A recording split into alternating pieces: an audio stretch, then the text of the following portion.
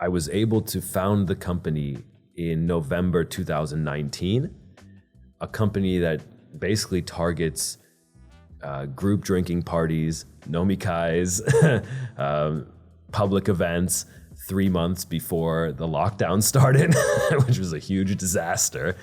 And things kind of went south at that point because basically as soon as the lockdown started, it was like April 2020, May 2020, the job that I had got basically just fired me, kind of out of the blue. And it wasn't that much of a surprise. They said, all right, you really can't travel abroad anymore.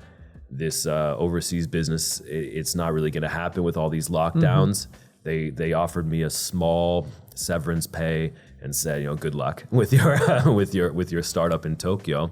And then suddenly, right, the safety net was gone. And you're on your own. I was on my own in the share office we had in Tokyo. And so basically from somewhere May, June 2020, I just suddenly was on my own and basically had to make a big choice.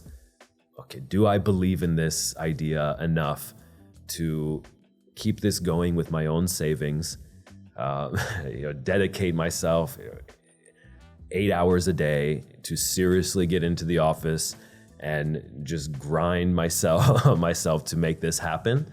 Or, do I call it a day? And I wasn't up for quitting. And I just thought, man, no matter what, anti-flush products are going to happen in Japan. I had already met so many people who were just begging for a solution, saying, I feel so uncomfortable after drinking. I'm turning red. I avoid drinking because I have these bad side effects. I would love to have these products. We had done a survey, and 85% of people said that they wanted to have these types of products. And I just couldn't let it go. And I said, I'm ready to double down and dedicate myself to it. And so then there I was, basically zero chance of getting investment, right? As a startup company, that's kind of what you need. No one was going to invest in a company like that when lockdowns just start. Basically zero chance of doing any sales because no one's going out drinking.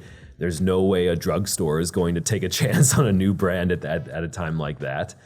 And so I basically just had to kind of do a 180 and dedicate myself to product development for about 1.5 years.